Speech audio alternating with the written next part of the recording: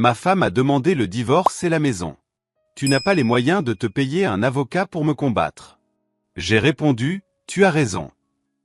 Elle m'a fait signifier les documents au tribunal, et là, j'ai vu s'asseoir à côté de moi l'avocat spécialisé en divorce le plus redouté et le plus cher de la ville. Il l'a regardé et a dit, il n'a pas besoin de me payer. Je suis son grand frère. Mardi dernier, ma femme Evelyne m'a annoncé qu'elle voulait divorcer. Il n'y avait aucune tristesse dans ses yeux, aucun regret dans sa voix. C'était une déclaration de victoire. Nous étions assis dans le salon de la maison que nous avions mis 8 ans à transformer en foyer, et elle me parlait avec le détachement définitif d'un bourreau. « C'est fini, Tom », dit-elle en posant un dossier sur la table basse. « J'ai déjà consulté un avocat. Ce sont mes conditions. Je n'ai pas ouvert le dossier. Je n'en avais pas besoin. » Elle était plus que ravie d'énumérer ses exigences. Elle voulait la maison, celle pour laquelle mon grand-père m'avait aidé à verser un acompte. Elle voulait 70% de nos économies communes. Elle réclamait une pension alimentaire pour une durée minimale de 5 ans. Il ne s'agissait pas d'une négociation, mais d'une capitulation sans condition.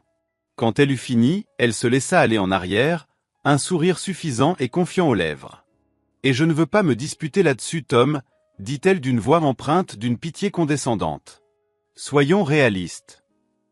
Vous êtes professeur de menuiserie au lycée. Vous gagnez bien votre vie, mais vous n'avez pas les moyens de vous payer un vrai avocat. Mon gars vous ruinera en frais d'avocat, avant même que vous ne mettiez les pieds dans un tribunal. Il vaut mieux que tu acceptes les conditions et que tu partes. » Je suis resté assis là, à regarder cette femme que j'avais aimée, cette femme avec qui j'avais construit une vie, et un profond sentiment de froideur m'a envahi. Elle ne voulait pas simplement me quitter. Elle voulait me détruire. Elle me voyait comme faible, comme un obstacle à écraser et à éliminer. Sa plus grande arme, pensait-elle, était mon incapacité à me défendre. J'ai laissé planer un long silence. Puis, le visage empreint de résignation, je l'ai regardé et j'ai prononcé les 2 mots qu'elle attendait, « Tu as raison ». Le soulagement se lisait immédiatement sur son visage. Elle avait gagné. L'humble et simple institutrice n'allait pas se défendre. Elle se leva, lissa sa jupe et dit « Bien. Je suis contente que vous preniez cette affaire avec bon sens. Vous recevrez les documents officiels la semaine prochaine. » Puis elle sortit de la pièce. Voilà ce qu'Evelyne savait. Elle savait que j'étais un homme aux revenus modestes. Elle savait que je n'avais pas des dizaines de milliers de dollars à dépenser dans une bataille juridique. Elle savait aussi que j'avais un frère aîné nommé Marcus. Ce qu'elle savait également, et sur quoi elle comptait, c'est que Marcus et moi ne nous étions pas parlé depuis 5 ans. Marcus n'est pas un professeur. Marcus est un requin. Il est, sans exagération, l'avocat en droit du divorce le plus redouté et le plus cher de l'État. C'est un avocat véreux dont le nom inquiète ses confrères. Et concrètement, il n'avait plus aucune place dans ma vie. Nous nous sommes brouillés après le décès de nos parents. C'était au-dessus de la maison familiale, celle où nous avons grandi. Je voulais la garder, la préserver comme un souvenir, un lieu de réunion pour nos familles. Je suis sentimental, comme ça. Marcus, toujours pragmatique, y voyait un actif peu liquide. Il voulait le vendre, se partager l'argent et passer à autre chose. Nous avons eu une dispute amère et terrible qui nous a finalement laissé dos à dos, chacun de part et d'autre d'un gouffre d'orgueil. Nous ne nous étions plus parlé depuis. Evelyne avait été témoin des conséquences de cette rupture. Elle me voyait comme totalement et définitivement coupé de la seule personne influente de ma famille. Dans son calcul stratégique, mon atout le plus précieux était mort. Elle se trompait.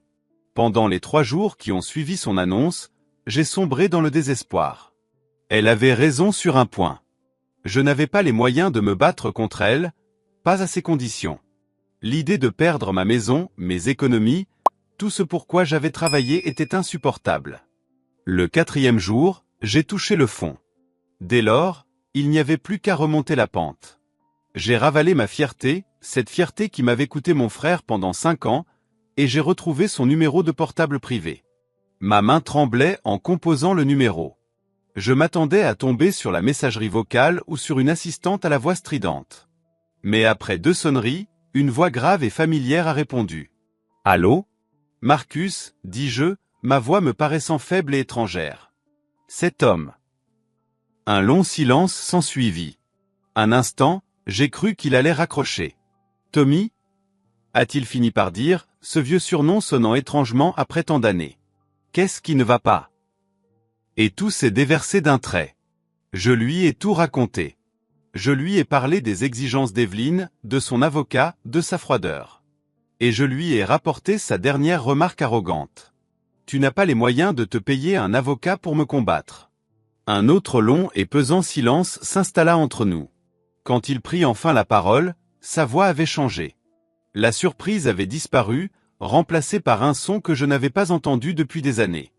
C'était la voix protectrice d'un grand frère. C'était le son du métal. « Quoi ?» demanda-t-il d'une voix dangereusement basse. J'ai répété ces paroles.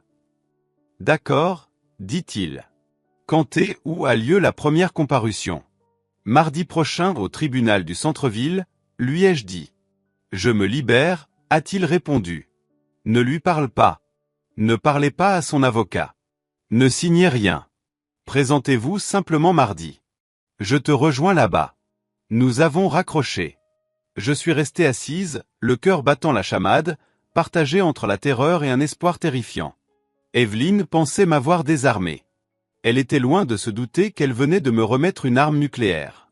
Elle allait bientôt apprendre à ses dépens ce que signifie vraiment la famille. Mise à jour 1. Le matin de l'audience préliminaire était un mardi pluvieux et maussade. Cela me semblait approprié. Je suis entré seul au palais de justice, me sentant parfaitement dans le rôle de l'homme vaincu qu'Evelyne attendait de moi. Je portais mon plus beau costume, celui que je réserve habituellement aux mariages et aux enterrements. C'était un peu les deux à la fois. Je suis entré dans la salle d'audience désignée. C'était une pièce stérile et impersonnelle qui sentait le vieux papier et l'angoisse. Evelyne était déjà là, assise à la table des plaignants. Elle était resplendissante. Elle portait un tailleur bleu foncé impeccable, sa coiffure parfaitement soignée. Elle paraissait sûre d'elle, suffisante, prête à conquérir l'entreprise. À côté d'elle se trouvait son avocat, un homme d'une 50aine d'années arborant un sourire satisfait permanent. Elle riait discrètement ensemble quand je suis entré. Elle m'a vu, et son sourire s'est effacé un instant, remplacé par un regard de pitié. Elle s'attendait sans doute à ce que j'aie l'air plus dévasté. Je croisai son regard impassible, puis me dirigeai vers la table de la défense.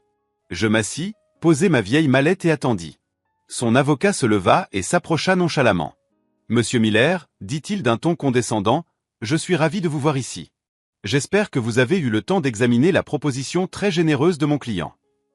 Si vous êtes prêt à signer aujourd'hui, nous pouvons faire cela rapidement et sans problème. J'attends mon avocat, dis-je à voix basse. Il laissa échapper un petit rire. Votre avocat ? Bonne chance. N'allons pas trop vite. Il retourna à sa table. L'huissier a rappelé le tribunal à l'ordre. La juge, une femme à l'air sévère, est entrée et a pris place. Elle a baissé les yeux sur le rôle.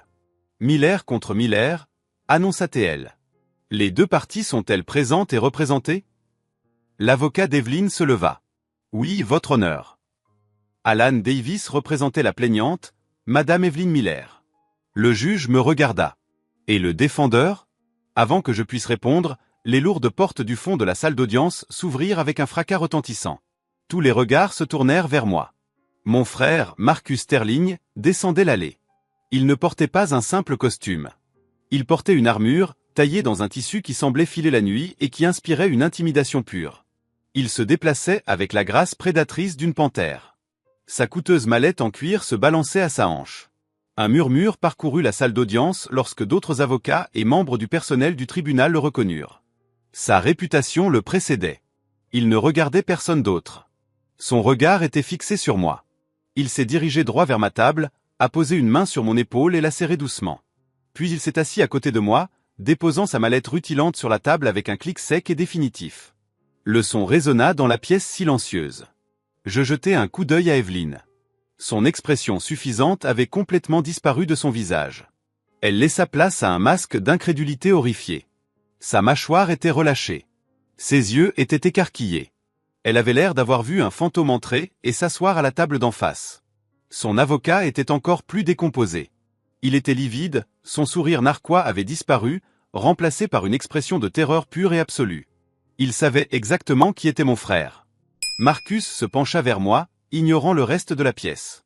Désolé pour le retard, petit frère, murmura-t-il, un sourire en coin. La circulation était infernale. Puis il se redressa, adoptant une attitude résolument professionnelle. Il regarda le juge droit dans les yeux. « Marcus Sterling, votre honneur, dit-il d'une voix de baryton puissante qui emplit la salle.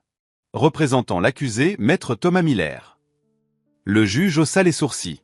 Elle connaissait le nom. Tout le monde le connaissait. Puis Marcus tourna lentement et délibérément son regard vers Evelyne. Il la regarda, puis son avocat terrifié, et leur adressa un sourire froid et prédateur. « Je vous prie de m'excuser pour le retard, » dit-il d'une voix faussement polie. Puis il regarda de nouveau Evelyne et prononça la phrase qui allait anéantir son monde. « Il n'a pas à subvenir à mes besoins. Je suis son grand frère. » La donne venait de changer. Evelyne pensait se rendre. Elle venait de tomber dans un guet-apens. Marcus ouvrit sa mallette, en sortit une épaisse pile de dossiers, et le carnage commença. Il a immédiatement rejeté toutes ses demandes initiales, les qualifiant d'abusives et de mauvaise foi, et a annoncé notre intention de déposer une contre-demande.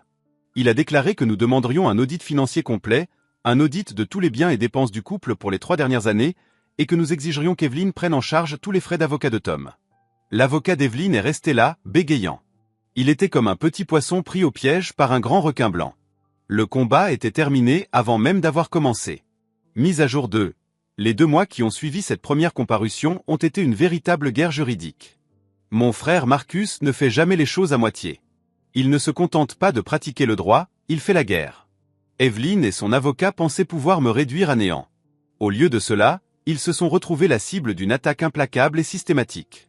La première chose que fit Marcus fut de déposer une requête en communication de pièces qui était, de l'avis général, d'une beauté terrifiante. Ce n'était pas une simple demande. Il s'agissait d'une demande concernant tous les documents financiers qu'Evelyne avait utilisés au cours des 5 dernières années. Relevés bancaires, factures de carte de crédit, notes de frais professionnels, transactions Venmo, absolument tout. Son avocat a déposé une requête en irrecevabilité, la jugeant excessive et abusive. Le juge, visiblement intimidé par la réputation de mon frère, a jeté un coup d'œil à la justification de Marcus et a approuvé notre requête sans réserve. Evelyne était légalement tenue de tout remettre. Elle se croyait maligne, persuadée d'avoir effacé toutes ses traces. Elle était loin de se douter qu'elle avait affaire à un homme qui employait une équipe d'experts comptables judiciaires par pur plaisir. Pendant qu'Evelyne était submergée par la paperasse, Marcus s'en prenait à elle personnellement. Il organisa une série d'interrogatoires, non seulement avec elle, mais aussi avec ses amis les plus proches, sa famille et même certains de ses collègues. Sa stratégie était simple. Faire pression de toutes parts jusqu'à ce que la vérité éclate. Le déclic s'est produit lors de la déposition de la meilleure amie d'Evelyne, une femme nommée Chloé. Chloé était farouchement loyale à Evelyne, mais elle ne faisait pas le poids face à mon frère. Poli, charmant et d'une cruauté sans borne, il l'a interrogé pendant 3 heures sur les dépenses d'Evelyne, ses voyages d'affaires et son bonheur conjugal. Il posa alors la question qui fit éclater le mystère. « Madame Albright, dit-il, pouvez-vous me parler de monsieur David Kincaid ?» J'ai aperçu Chloé Flinch. Ce nom ne me disait rien. Marcus se contenta d'attendre. Chloé fit mine de ne rien comprendre, mais Marcus sortit une pile de relevés de cartes de crédit d'une carte dont j'ignorais l'existence d'Evelyne. Une carte liée à notre compte d'épargne commun, un compte qu'elle dilapidait depuis plus d'1 an. Il a énuméré une série de dépenses, un hôtel dans une région viticole, des bijoux d'une boutique de luxe. Des dîners onéreux pour 2. Madame Miller était en déplacement professionnel à ces dates, a déclaré Marcus. Mais son employeur a confirmé qu'aucune conférence de ce type n'avait eu lieu. Tu n'étais pas avec elle. Alors, je te repose la question, qui est David Kincaid ? Chloé a craqué. Sous peine de parjure, elle a avoué. David Kincaid était l'homme avec qui Evelyne entretenait une liaison depuis 18 mois. C'était un riche promoteur immobilier qu'elle avait rencontré dans le cadre de son ancien emploi. Tout s'est mis en place d'un coup. Le secret. Les exigences financières. Cette assurance. Elle ne se contentait pas de me quitter. Elle me quittait pour quelqu'un d'autre. Elle cherchait à dépouiller notre mariage de nos biens pour les emporter avec elle, dans sa nouvelle vie, plus luxueuse.